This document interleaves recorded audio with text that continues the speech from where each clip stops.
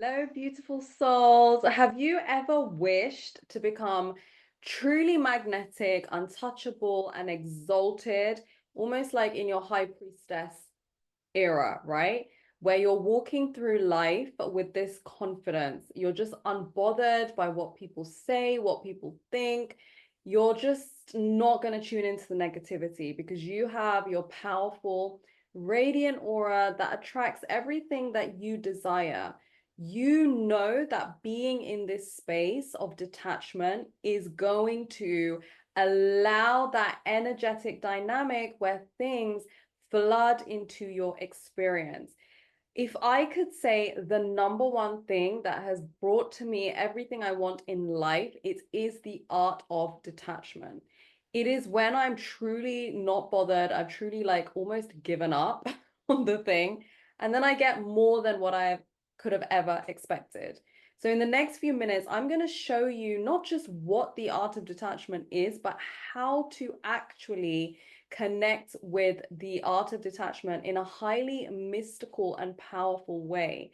And for each of you, this is going to be super different because we're going to use the mystical Ketu placement in your astrological chart, which is going to show you how to achieve this incredible state of being.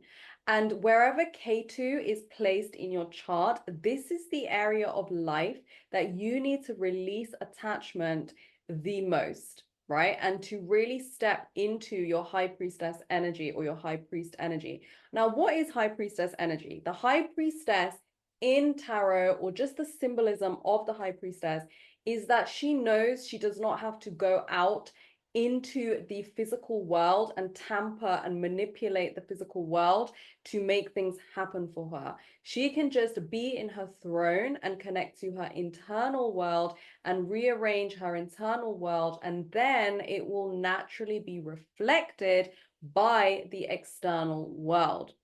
Now, detachment is nothing egotistical. It does not mean you stop caring about things or people. It means you actually just stop letting the external world control your inner peace. You completely detach from expectations and circumstances, and you have your inner sanctuary of calm and clarity, and that is untouchable. There is a space within you that is completely untouchable. It is your connection with yourself and the divine, and you're no longer swayed by external opinions or material possessions or past traumas, right? So, what is detachment? What does it actually mean? So, at its core, detachment is about releasing your attachment to outcomes and expectations. It's about living in the present moment, which used to annoy the heck out of me when everyone was like, live in the moment. But when I knew how, I was like, oh, okay, this is actually what you need to do. And I'm going to be showing you how. Living in the present moment means you're not worrying about what's going to happen at the end of the day or what's going to happen about tomorrow or concerned. You just know that right now life is good. You have made life the best you can make it right now. And when you master detachment, you actually become unbothered through life's ups and downs, because you know that when it's up, it's going to be down, and when it's down, it's going to be up. And it actually has got nothing to do with where you're going. It's just like going on a windy road.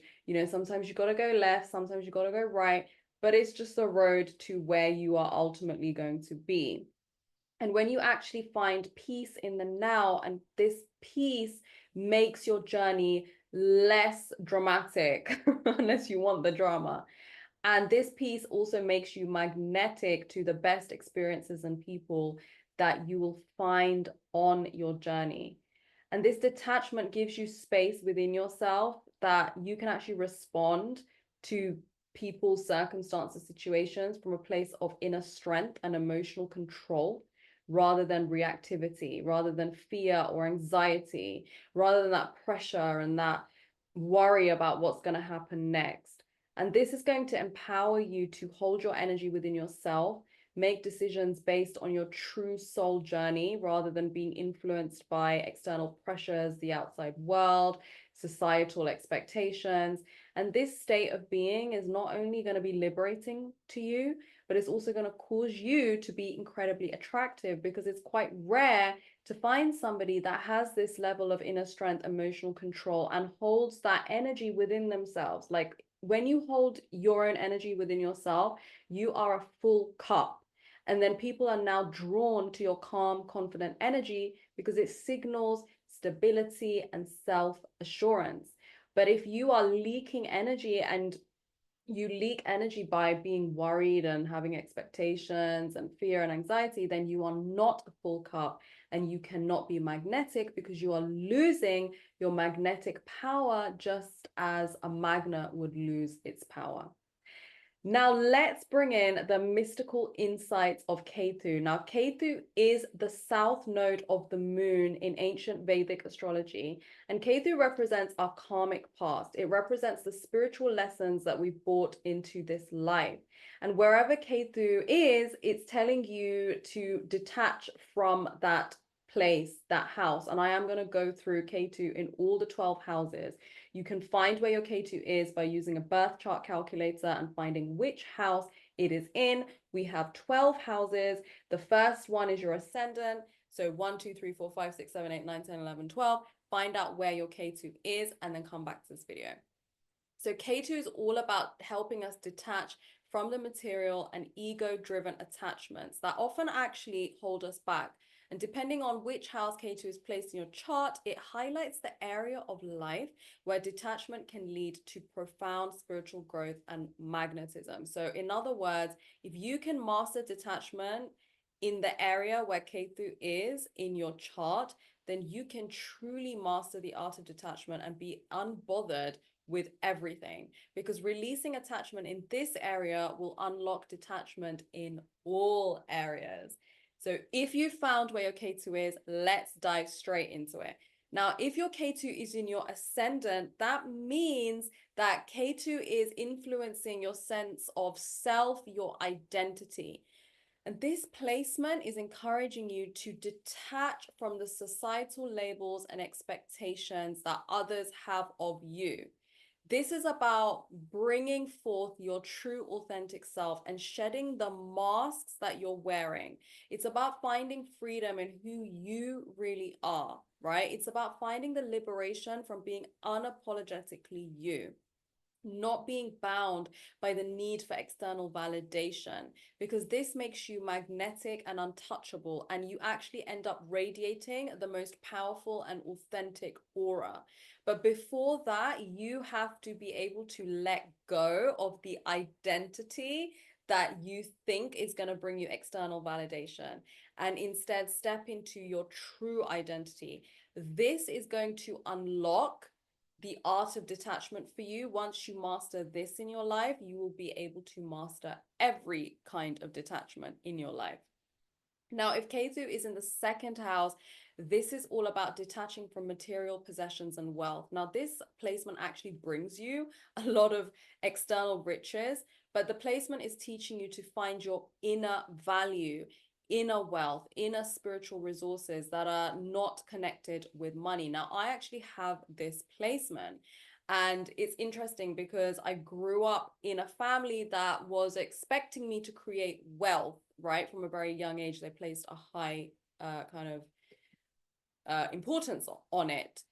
But it's only when I found my true value, which is not anything to do with money, that is when wealth started flooding in. So detaching from the need for material wealth can actually bring you a deep sense of inner peace and contentment. So meaning, like, if I don't have anything in my account, I'm going to be fine and I'm still worthy. That is the mantra that has made material possessions come to me way quicker. Now, the third house, if Ketu is in your third house, this is about communicate. Third house is about communication, relationships with siblings, and your social circle, right? So Ketu here is saying, right, detach away from what your community thinks, and is encouraging your independent thinking and your unique self-expression, free from societal norms. So this is about promoting courage and originality in how you connect with the world, how you communicate with the world. So disconnecting from maybe the way your community does things and seeing how you can detach from that and bring in your own way of connection. fourth house is Ketu is affecting your home and family. So it is really telling you to release emotional dependency from your family and find security within yourself. And a lot of people that I see who have this placement, some of them are kind of close to their family and they're over attached to their family. But this placement is always going to make that a rocky ride because K2 is trying to teach you to let go of your family and find that inner peace and resilience within yourself. And this doesn't mean abandoning your loved ones. It means finding that belief, that strong foundation that you get from your family within yourself. And then that is actually going to strengthen your connection with your family and help you master the art of detachment. Now, if it's in the fifth house, this is all about creativity, romantic interests, children, and it encourages you to approach these areas with a sense of freedom and spiritual insight rather than attachment and strict expectations. Now, people with K2 in the fifth house might be overly concerned with how their children are raised or, their creative pursuits or like love interests or romance. And there could be a lot of expectation put on that. But this K2 is actually teaching you to detach from that and go back into your creative expression, which is uninhibited. Don't create for others. With your children, let them express who they really are without you having to control their soul path because they already have their soul path. With romantic interests, let it play out, let it be romantic. Like, don't try and be that fifth cook in the kitchen. Like, there's too many chefs. Like, let it come. Isn't it supposed to surprise you? So K2 in the sixth house is about daily routines and health. So these people might be obsessed with their routines, their behaviors, but then because it's, sixth house is naturally ruled by Virgo, so really like hung up on the details that you actually miss the bigger picture. And K2 is actually telling you to bring balance and a holistic approach to wellness. No obsessive behaviors, no stressing out, no, my house has to be super clean, my body has to be super on point, no perfectionism, because detachment here actually promotes a harmonious and healthy lifestyle that supports your overall well-being. And if you can master art of detachment here, then you have mastered it in everything. Now, Ketu in the seventh house influences your relationships, your partnerships, your marriage. It actually promotes independence and self-reliance. So maybe in a past life, you are very dependent on your partner or your relationships to give you fulfillment. So this is about kind of going back into the first house, going back into your identity, relying more on your identity to give you the things that you want, not putting everything that you want on relationships, because that's actually going to stress that area of your life more. And actually relying more on yourself and like doing things independently and being self-reliant is going to make your relationship stronger. And also mastering the art of detachment with your relationships is going to really help you. Now, the eighth house is the natural house of Scorpio. It's about intense emotions, transformation, spiritual insights, deeper understanding of life's mysteries.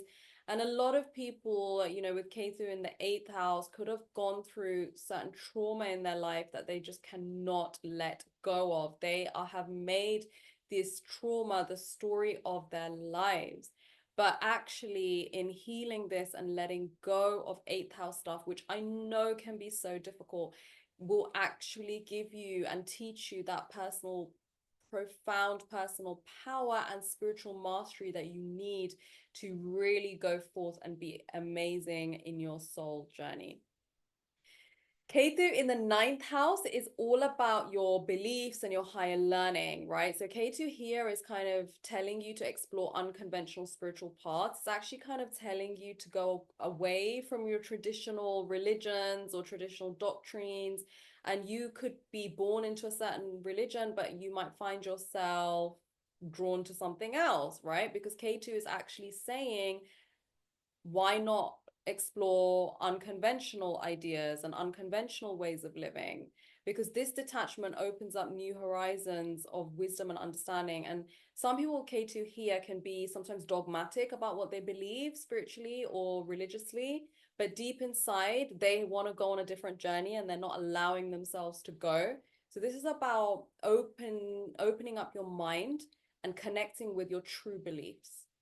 Ketu in your 10th house is about letting go of your public image and your career, right? It's about stepping away from being so like a workaholic or thinking that you're going to get fulfillment and purpose purely from your work, from thinking that it's external recognition and success. Like, if I get that position, then I will be happy. No, this is actually slowing down your success, because detachment here allows you to pursue a career that is truly for you. Because sometimes when we get caught up on the external recognition and the success, we don't follow our soul, our instinct, our higher path.